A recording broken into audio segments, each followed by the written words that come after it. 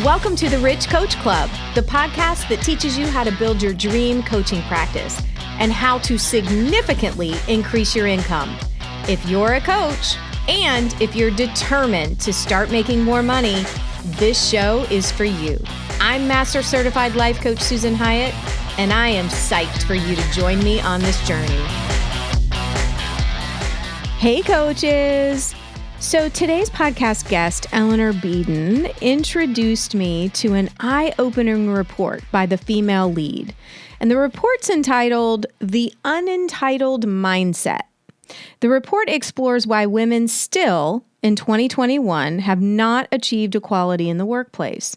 And the big issue the report discovered is something called the unentitled mindset, meaning that women are conditioned to feel less entitled than men in all areas of their lives, leading to a severe lack of confidence when asking for what they want.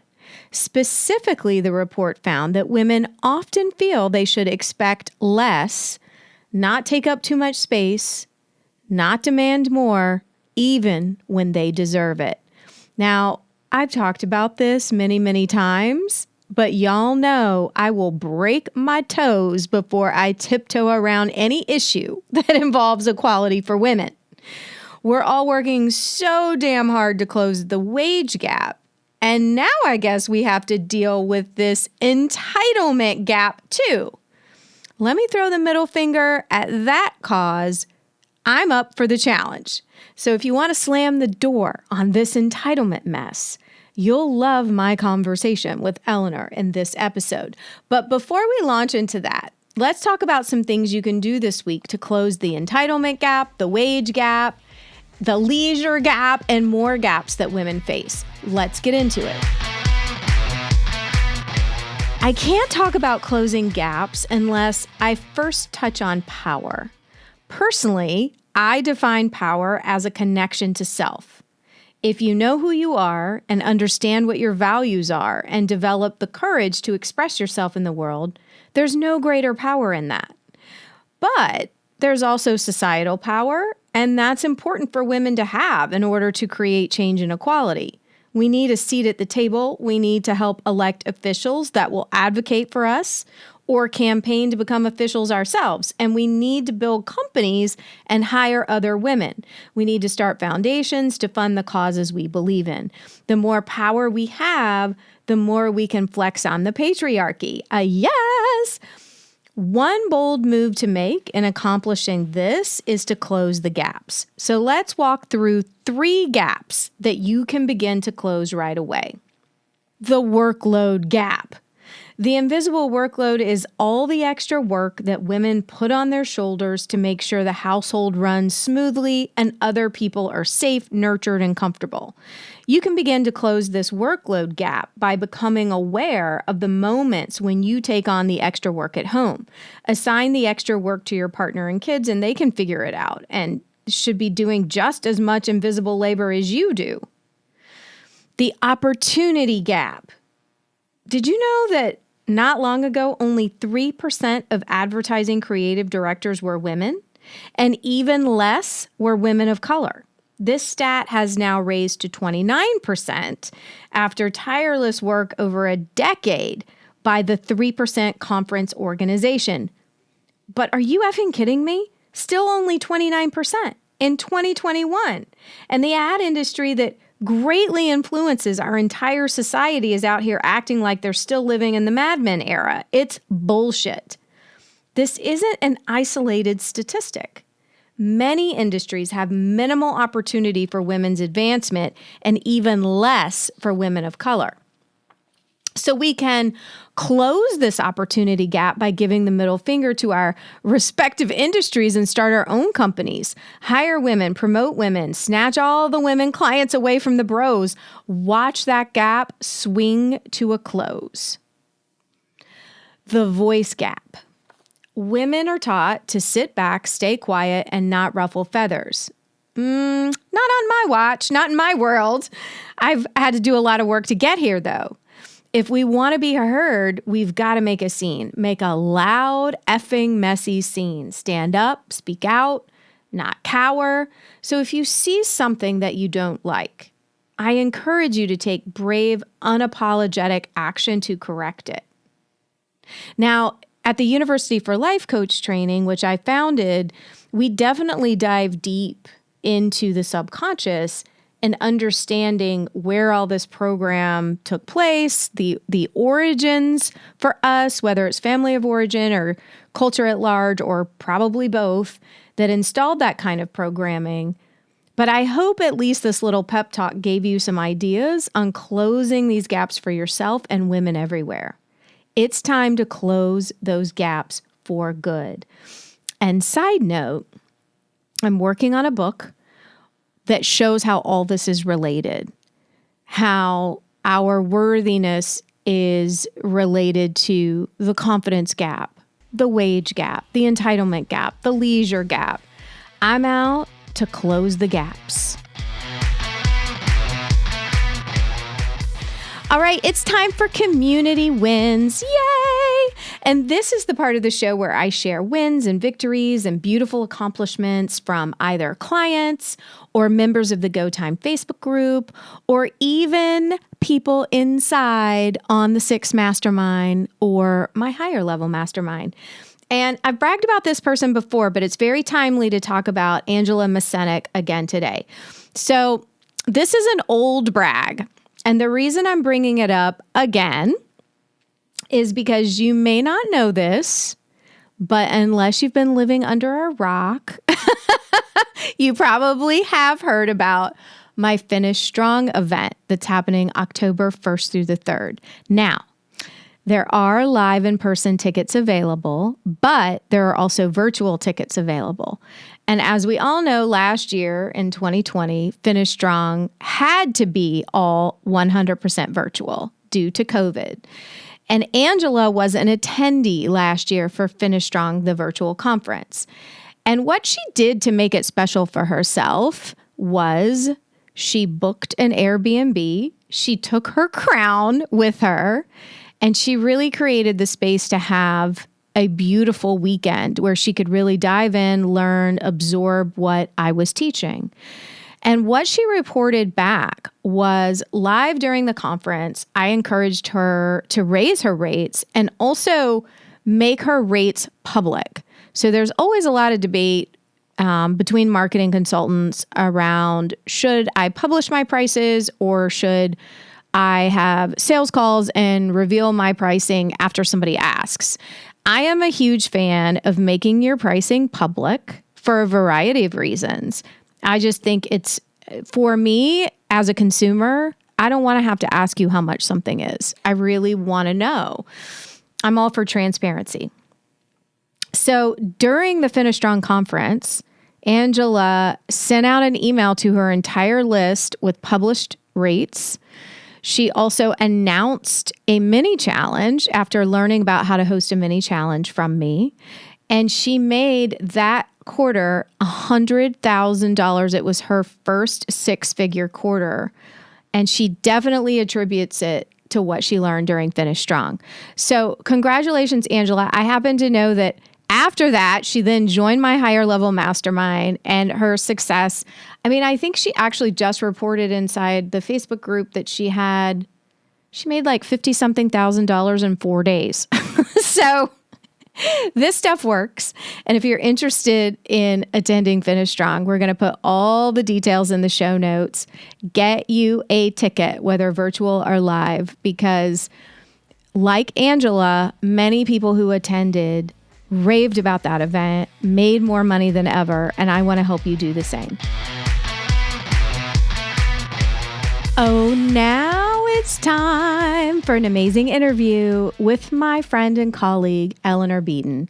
So Eleanor is an amazing entrepreneur who I had the pleasure to get to know years ago when she was in coach training. And I have so enjoyed following her career ever since. She's the founder of Safi Media, an education and coaching company for female entrepreneurs. She's also the host of the uber popular Power, Presence, and Position podcast. She's just a delight. And she absolutely blew my mind wide open when talking about something she calls a dual business model. It actually sparked so much creativity in me, this conversation, that it created the framework for a book I'm writing, which there'll be more on that soon. I'll actually be teaching some of it at Finish Strong. But without further ado, meet Eleanor. Welcome to the show, Eleanor. I'm so happy to have you on Rich Coach Club. I am so psyched to be on the show. I love the show. I love you. We go way back. We can tell people a little bit about that in a moment, but I'm just delighted to be here. We do go way back. And I was so delighted to be on your show. So we'll link to that in the show notes. And I haven't been doing a ton of interviews this year, mostly because I've just been working on so many other things. And then when I had the thought, like, I need to get some good guests on this show, I got a pitch from your people and I was like, hot damn, we're going to have Eleanor on the show and talk about entitlement gap and y'all all stopping all your hustle culture bullshit. She's got stats and like anytime I make these claims, somebody like Eleanor comes right behind me with the statistics to back it up. So I'm thrilled to have somebody on the show that knows what the hell they're talking about. Welcome. So good to be here. So good to be here. So we do go way back from coach training, right? Like what year was that?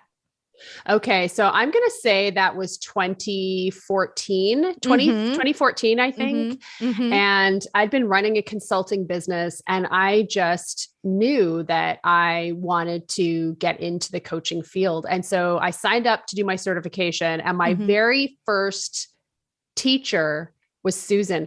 And here's the thing, you know what I mean? I remember it was like, when you have these teachers and there's the technical part of what you were teaching about how to be a great coach, but there was also like the example that you were setting of here's what's possible when you live this and when you become the woman who is capable of doing these things. So that was such a huge moment. I was totally hooked and have basically been, listening to your podcast and reading your blogs and the videos ever since. Just that sort of inspiration. So we do go way back. We do go way back. And I think it is so important to with the University for Life Coach training, we are right now we have our second group going through and we're enrolling for the third group. And I do think something that's important is to help coaches see examples of what is possible, what you could do with this coaching certification, because almost every single person who's brand new to life coaching is like, is this really a thing? Like, can I really do stuff with this? Is this a scam? Like, what is happening? And so you obviously learned what you needed to learn and really took off with it. So talk to all the people about what you're doing right now and how you have evolved as a coach. Because I think all of the coaches listening love to hear stories about what people have done since graduation. Yeah.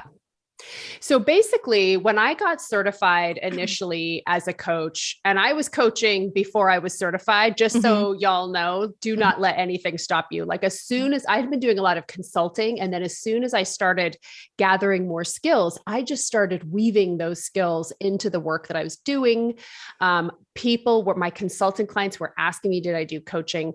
So I knew from the very beginning that chances were strong I wanted to work with women leaders and women entrepreneurs. And that was kind of mostly what I knew, that I wanted to work with women. So 90% of the work that I've done has been with women.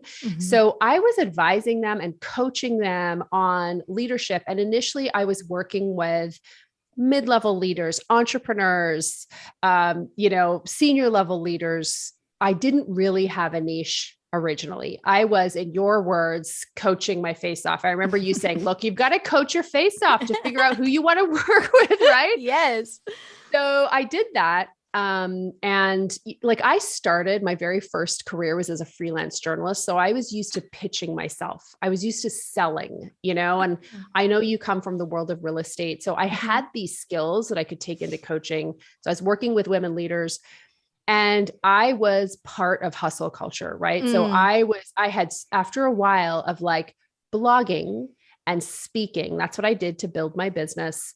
I blogged and I spoke, and sometimes I'd speak for free and sometimes I got paid. I didn't care. I was like, I'm going to get in front of people. So it took me probably about a year, and then I was fully booked with one-on-one clients.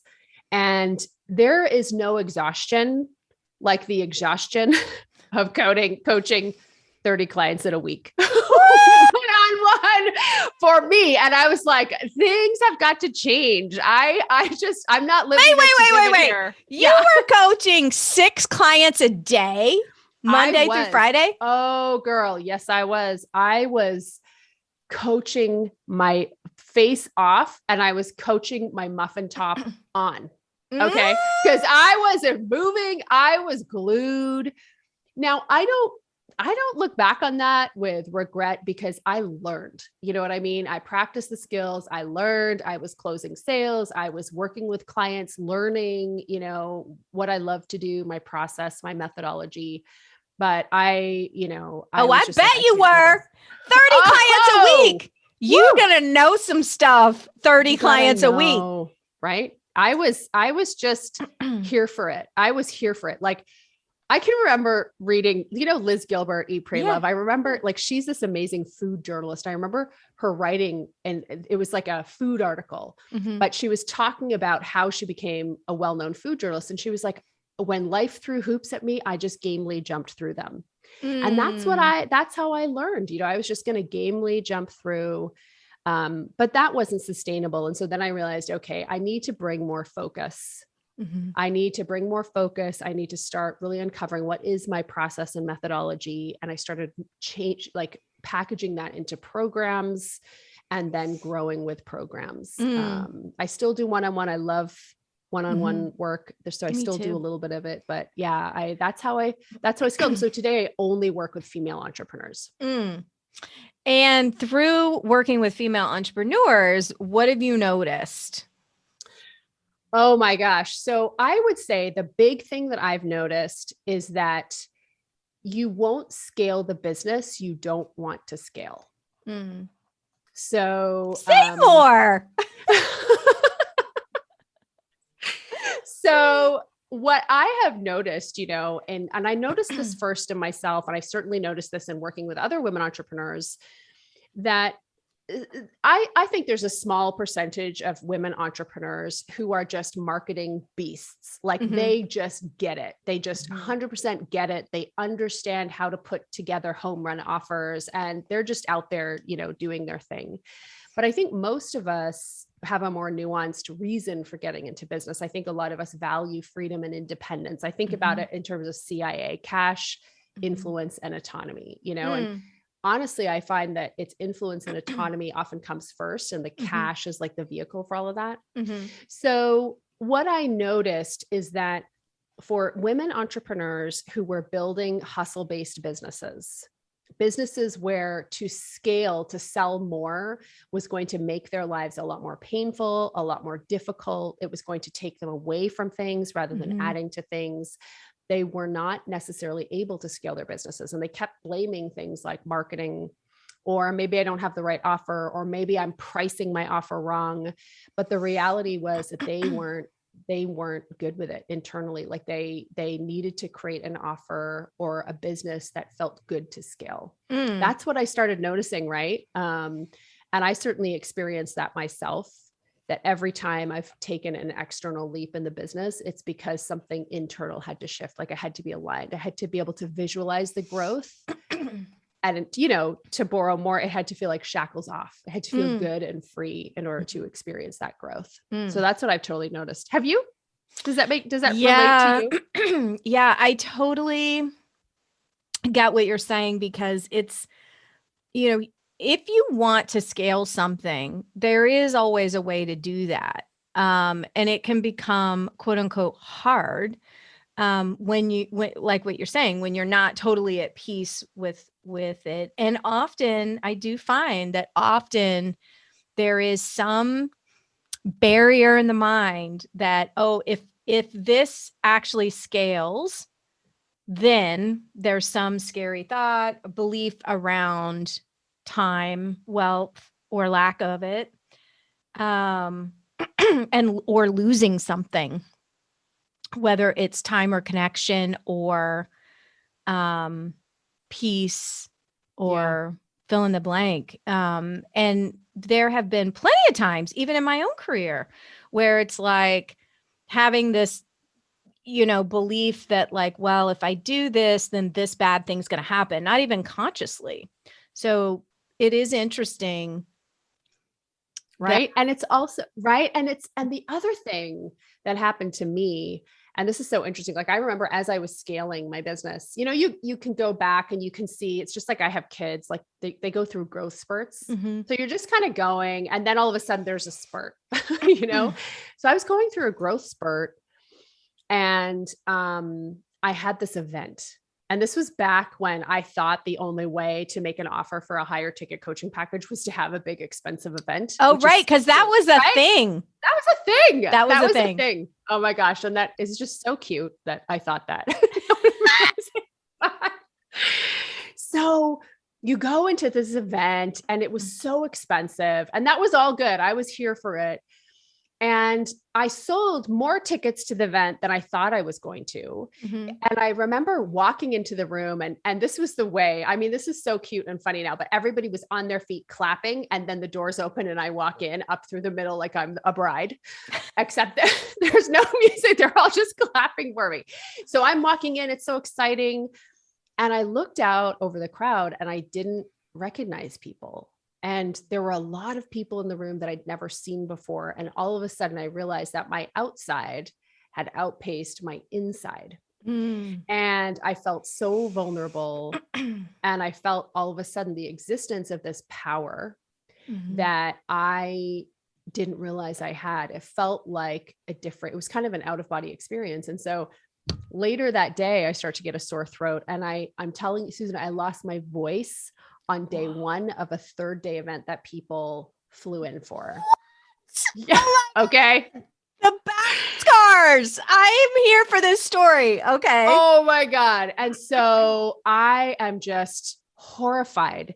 And one of the women that's there is a voice coach. And she's like, you're not like, there is no physical reason for you to have lost your voice. And I'm there, like, every woman in that room is looking at me like, girl. It was so stressful, but it was such a powerful moment because I really realized, hey, number one, it's okay. You're totally fine. But also there's some inner work to do here to be ready for growth and to be ready for power. Right? Be ready for power. Because like in the ancient, if you look at like classical culture, like ancient Greek and Roman art, when they depict women who are powerful, and typically being powerful meant having a voice, what would happen when a woman, decried people who attacked her or spoke up for her husband who was out of battle? She would literally get her tongue ripped out. Like that was what would happen. This is shown in art. It has always been unsafe for women to have a voice and be powerful. And I think that's a legacy that we still live with on this sort of, subconscious level. And so, so I had to get good with that in order to scale.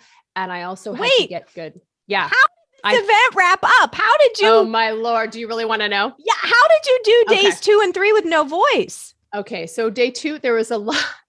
So day 2 and 3. Okay. So basically I had a team and there was a lot of like writing things on cards. My sister was there with me. She was like, Eleanor, you better pay for my wardrobe because I am sweating through every dress I own right now. She was like so stressed. I had to have team members go up and do presentations that they didn't know the content. They were trying their best. And then I decided, because I was in the hole from this event, I had somebody who came, she was going to do a presentation. She was going to do a sales presentation. And so I was like, can you make the offer for this event? Now, God love her, because there's not many people who would have said yes. I don't even know why. I was in panic, but I was just like, I have to make money. Like, I need to make an offer. That was the stress I felt I was under. So she did. And it was not a good offer. It was really, really not a good offer. Like it was bad. It was bad. Okay. People were like, is this a timeshare offer? Like where, oh my gosh.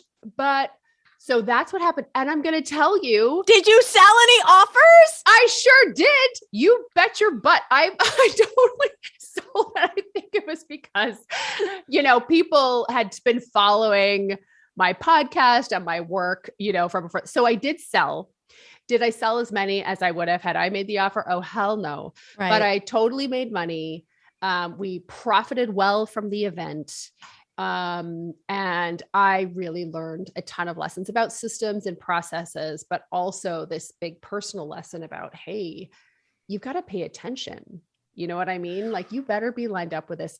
It was literally, to this day, I'm going to say it ranks in sort of, it's up there, probably the top 2 bad experiences, maybe top 3. It was tough. It was tough. It was humiliating. It was embarrassing. And so revealing, and now I look back and I just think that girl who did that was so tough. I totally total badass that just continued with the event, did the best she could, got somebody else to pitch the offer. What else are you going to do? I think that it is interesting when you think about losing your voice and that realization that you had that your outsides had outpaced your insides. Holy shit. Amazing. And so have you ever had the opposite where you felt like your outsides didn't match? Yeah, totally. I've definitely had that. And part of that has come from where my insides have outpaced my outside.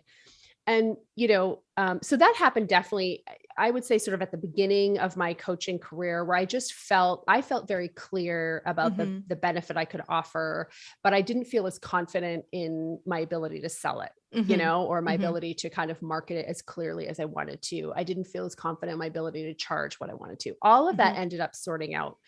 But later in my sort of career as an entrepreneur, I noticed that I was starting to really see some problems, I guess, in terms of how we talk to, about, and with women entrepreneurs. And I started noticing how there were a couple of things, but what I started really seeing is how we define success as a business, and how, so typically we define success in business as more every year. So more revenue, more profit, that's growth. And really there's no amount of growth that's enough, So I started seeing this, and I also started seeing how many of the women who start businesses, because there's a huge movement of women starting businesses, close to 1,900 women per day in the United States will open a business. Right. Amazing. It's huge, right? It's, anywhere from 2 to 5 times higher than the national average, depending on what research you're looking at. And this has been going on, for close to 10 years. So women are really leaving sort of corporate structures, starting their own businesses. Why? Not necessarily because they see an opportunity in the marketplace that they need to fill and exploit, but because they really see, I think many of us see the opportunity for freedom. We don't want to be part of these old structures, so we're going to remake business. So these two things are happening. So I'm seeing this happening, and I'm seeing how all of the business books on my shelf, most of them are written by men, and they all assume this model of what success should look like. And, and I have totally bought into that myself. I didn't know there was an alternative. And that's when I started seeing, wow, I think there's another way to look at business growth. And I started thinking about that and writing about that and talking about that. But because it wasn't fitting into this conventional, bigger every year, higher all the time, never enough, it felt as though that wasn't, I was like, this idea is powerful. And this concept of women reshaping the narrative of what growth can and should look like, this is powerful. So many women entrepreneurs will benefit from this. But I felt like I wasn't able to, the outside, the marketplace maybe wasn't ready to hear it to the degree, or benefit from it to the degree that I thought they should. So that has totally happened as well. And that's like, how do you share a new concept or an idea with a marketplace? So I had to learn how to do that, but that has happened too. My inside, I was like, oh, I'm just not going to stress. Not in a like, let's let the angels take care of me, but just like, you know what I mean? Like, I'm going to grow from a place of sufficiency no matter what. Right. And I'm going to make sure that the means justify the end versus the other way around. So good. So when you're talking with a female entrepreneur who is really mired in the old, that success is bigger every year. Yeah. What do you say? Oh, yeah. How do you shift that perspective, whether it's speaking from the stage or your podcast or writing about it? I really struggled with that, for a couple of different reasons. One was that how do you question what we've never really thought to question before, or like the soup that we're swimming in. And so here's how I really arrived at a way to talk about it in a compelling way. So it was through the power of indignation. And I know you're all about making a scene. So indignation, like feeling indignant about something, is such a constructive emotion, So I was sitting, and I'm on the board of 2 venture capital type organizations. And it's really interesting. That whole model is very different. You invest money into tech-backed businesses, typically to make them really grow. And the goal is to create unicorn businesses. So a business that has $1 billion valuation. And across the world, so much money is poured into founders, typically guys, their dreams of building a unicorn business. And in that culture of entrepreneurship, having a lifestyle business is like, how in the South, you're from the South, how you guys say, bless your heart, but it's actually not a nice thing, right? It's a little bit like calling a business a lifestyle business. In that culture, it's the same thing. It's like, oh, whatever, sweetheart, go sit in the corner. It's not a real business. Right. And I was like, oh my gosh, these businesses are employing people. They're making a difference. But those tech founders, most of who will fail, they know they are building something that has a recognized name. Like they know it's a thing. It's called a unicorn business. And I was like, what about the rest of us who are not building? You don't have a desire to build a business that has $1 billion valuation. What are we building? And that's when I was like, we're building, created a concept called a jewel business. And so a jewel business is the kind that I think many service-based women are actually building. And so it follows 30, 30, 30. So they're basically driving top line growth by 30% or more. They are generating a 30% profit margin so that they can grow without having to need outside capital, build up cash reserves. And the founder herself has 30% open time. So now all of a sudden there's a name, and that ambition can be, you know what I mean? That whole thing, there's never enough. Like, it's like, no, here's a model of growth. And you can, it's 30, 30, 30. So you can grow more than 30% for sure. But are you also valuing open time and profits? So it was just about kind of creating mental models and growth models that can pose an alternative to other models of growth, that are named. Guys, patriarchal culture is really good at creating something, naming it, and calling it the gold standard. Right? 100%. Oh my God. So we need to do that too. I love this, the jewel business. What do you think for yourself and for others that you've coached is their biggest objection to the jewel business model? I think this is so interesting. It's the growth rate. So the growth rate in terms of, and that's the main thing that I hear people objecting to. It's this idea that either it's too little or it's too much. But it's this idea of actually setting a number around growth. You know what I mean? What can that look like? And the thing is, this model really speaks to, it's really designed for women who are running service-based or expertise-based businesses, which quite frankly is the majority of new female-owned startups. They're in the service industries, or knowledge-based. Because the biggest problem everybody experiences, I don't know if you've seen this, you talk to a woman entrepreneur, you talk to 10 women entrepreneurs, and I'm going to bet that about 8 of them will be disappointed in their results over the last year.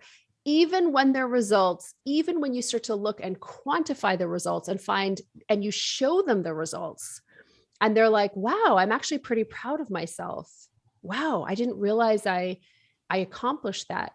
But that's what happens when your idea of growth is never enough. You're just constantly dissatisfied. And it's never enough because. Yeah. Where does that come from? The never enoughness?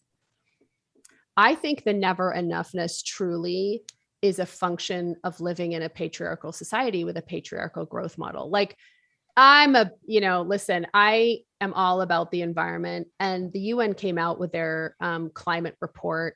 It's pretty dire. Yeah. And I think what we're seeing is our models of growth are built around more is always better. And there's never enough, and in order, and that's just the way it is. This comes out of a great book called The Soul of Money from Lynn Twist, by the way. But I read that years ago. So good. So good. Yeah, I forgot about that book. Yeah. But that's where it comes from. And so I see that this model of growth where it is never enough and you constantly have to acquire more. I see that. I see that as sort of the pervading belief around how you actually grow things.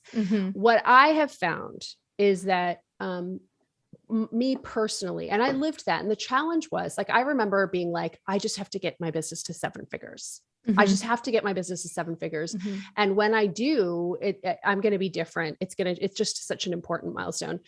And I got there and I was like, oh, okay. This is great. Like, I'm really proud of myself, but not all that much changed.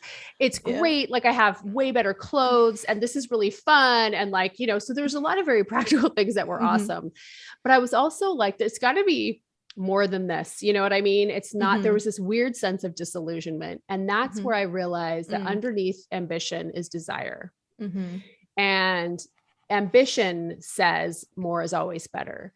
Desire says, here's what I really want to create. Now, the irony is your business, I think when you are growing from that place of sufficiency, you feel better. You only do you're more in tune with yourself. You only do the things that you really want to do. And actually your business grows a lot more than that. So it was weird. By sort of shooting for a lower growth target, I found I ended up growing more because I was doing it. I was aligned with it, Right. Yeah. I think it's so interesting. I love hearing the way that you talk about it. I talk a lot about pleasure over willpower, and the more fun I have, the more money I make, and that being a real barometer for me. Time, wealth, and pleasure and fun are as important to me as revenue. But it's interesting, like, I agree with you. When I hit 7 figures too, I was like, oh, my shoes are better. And, I can go on these trips and, right. Like, it's awesome that I can pay for college and like stuff like that. But in terms of like, I'm the same person. I can, there's a lot you can do with wealth. There's a lot you can do with money, but if it's going to require, not being able to sleep at night, I'm out. And I think that a lot of female entrepreneurs fall into that. That's why I was curious, like, where do you think this? I agree. I think the never enoughness comes from the patriarchy. And I do agree, myself included. I'm somebody who, I'm like, celebrate everything and make sure you recognize all the things you're doing. And yet I can find myself as well. Like, I had no idea until I really looked at the numbers with my accountant that 2020, it was such a difficult year for so many reasons, COVID and things with my team. And It was our highest earning revenue year yet. And it didn't feel like that at all. Like, I was like, what? Like, cause I was like, what a shithole of a year. and my accountant was like, oh man. I mean, it was because so much of our marketing plan was to be live.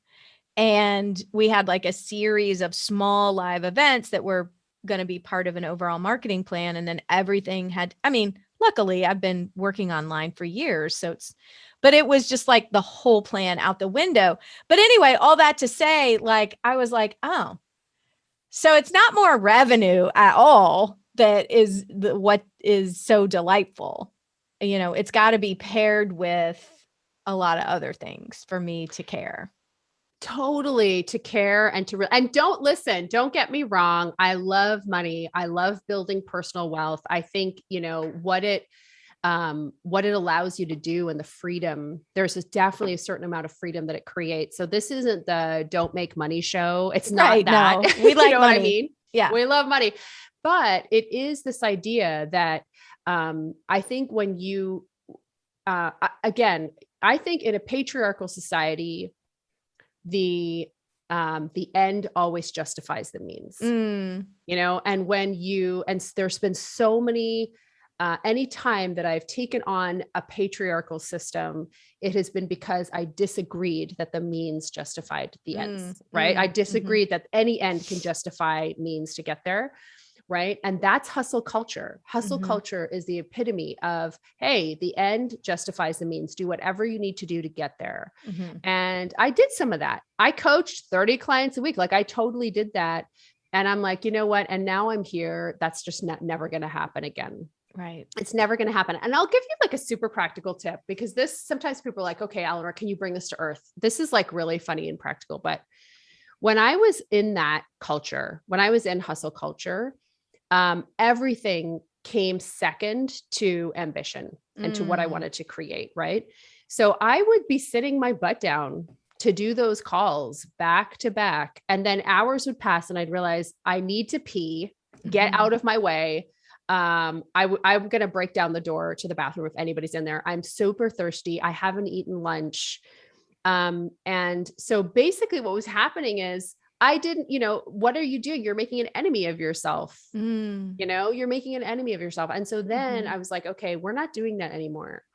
It's probably your fun has to come first. Like, I'm going to be there for myself. I'm going to look after myself no matter what. So I will pause calls. Like, I take it really seriously, maybe a little extreme. Like, I will pause calls. I'll be like, guys, it's great. I just need to pause. I need to take a bio break. I will just never not honor my physical self. And that type of attitude, you know what I mean? Now growth is a good thing because I never have to come second to it. I love that. Yeah. I tons of clients that I work with. I once had a client who was like in pretty high up, but middle management for a corporation. She was scared to take bio breaks. Eleanor, she was peeing in a Tupperware cup in her office. Did I tell you that story when I was on your podcast? No. Oh my gosh. She had one of those jumbo Tupperware cups. I kid you not. And was peeing in it instead of taking the time to go down the hall and go to the bathroom. I shit you not. And I was like, listen, here's what we're not, like, her homework assignment was to throw that away. And so like, she started taking bathroom breaks. She started telling her boss, like, these are the meetings I'm available for. These are the meetings I can't, because I can't get my job done. It was like, once she started, like you're saying, putting herself above growth for the company, not even like her own, she got promoted. She started making even more money because she was like going for walks on her lunch break and actually peeing in the ladies' room. Listen, if I didn't know so many women who consistently hold their need to pee in order to do work, I wouldn't believe it, but I totally believe it because I've talked to so many people. I've done that myself, like holding it. Yep. But that's the thing, right? Like, here's the thing. I don't think for a second that Halliburton or Exxon or even Apple are going to disrupt established growth models in order to pursue a different philosophy of growth. And I think women entrepreneurs will. I think this is really, and so when I look at things like what's happening with the environment as an example, we do have to make changes, but it seems impossible when you have a growth model that growth is more and profits come first. I think when women entrepreneurs are like, why are we really doing this? And what do we want to create in the world? Of course, a successful business, but I think women like you and I also show an example of here's what success can really look like. And here's what we're not going to do. And even by holding these values, like fun is important. Fun is a growth principle, and fun actually is as important as cash. That's a very revolutionary concept in the world of business. It totally is, because I brought my workaholic tendencies like you did into the beginning of my coaching business. And I remember being like, wait a minute, like I got into this business to have a life and right, to help other people have a life. And so I want to say it was like 8-9 months in, I was like, what's the opposite of what I'm doing? And it was, the more fun I have, the more money I make. And when I claimed that mantra in the beginning, that was not my reality, but I did set out to prove it true. And now it's just it's like, well, of course, like, absolutely not. I can't take any calls after 4. Absolutely not. I can't take any calls on Friday. Absolutely. And what's interesting, and I'm sure you see this too, of course you do. Like right now I'm working with a couple of different headhunters to fill a couple of different roles on my team. And it is paramount that I fill these positions. And one of the headhunters was like, well, she can meet on Friday, but I know you said you don't work on Fridays, but she can meet on Friday. Right. And I was like, okay, but you're correct. I don't take meetings on Friday. So Monday it is, and it's like people are constantly like butting up against that boundary because they just can't, it's just not part of their lives. Like, what do you mean you won't take a meeting on a Friday if this is important to you? It's like, I'm important to me. Yes. Yeah. And it's like that continuous, and this is the thing, right? And this is why I think it's so important for women to have role models, to have, or colleagues or people who are exemplifying this and taking a stand for it, because it's a little bit like, the strength to continue saying, no. See, actually when I was saying that, it wasn't just for my health. It was, but it's also, it's not just lip service. Like it's legit. That's who I am. So maintaining those boundaries and showing what it's like to, create a business and life where they both go together, that's huge. And there's just not a lot of examples of it. Yeah, there's not. And I love this jewel. I love that you named it a jewel-based business. I took so many notes, by the way. Do you have one of these remarkable pads? I have a remarkable, but I haven't used it in forever. I have the new one. Okay. I didn't try the old one, but I'm obsessed with it because I love to write things down. Even if I never look at it again, writing it down really helps me. But I am going to flip back through these notes because I have so many quotables.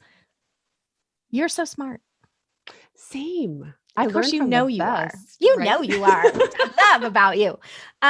So tell me what you're super into right now and how people can best connect with you and learn more about what you're up to. Yeah. So I love it. So, I'm super into my podcast, which is called Power, Presence, Position, Scaling in Business and Life. So that's kind of one of the main things. I'm really doing a lot there and sharing a lot about this concept of a jewel business model. I think, and I'll just I know that you loved that concept, but I'd love to share, something around that, this idea of how do we take ideas? So many of us in this business, we have these ideas, we have this stuff that we know, and it's this idea of how do we take these things that we know and really make sure that we value them and that that we're that these things that we know and these ideas that we have, that we're giving them the respect they deserve. And what do we do with things that we believe in, with things that are important and worthy? We name them. You know what I mean? So this idea of just like naming things, I just really share that with people. And so, yeah, so that's what I talk a lot about, jewel businesses and how to build one, and just different thoughts around that in the podcast. That's what I'm super psyched and pumped about. Yeah. And that's probably the best place to go and hear more about that concept. You've really got my gears going. Like I have so many things popping off in my brain, like ideas. Like this was such a great conversation. I'm so grateful to have you come on and name that for us, and also to share your top 3 most embarrassing, hard, difficult business moment. I would love for people to share theirs. I have so many. And it's just for people listening to this podcast. Sometimes it can feel, as you know, very lonely building a business, and very isolating. And so to have someone come on and talk about, a story like that is so helpful and so beneficial, and so appreciative of you. Thank you. Thank you.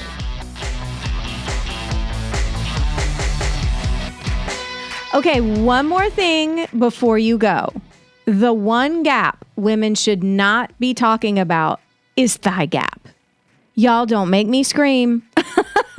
Half our population is constantly being distracted from closing meaningful gaps because the patriarchy wants us to focus on slimming down and shrinking ourselves.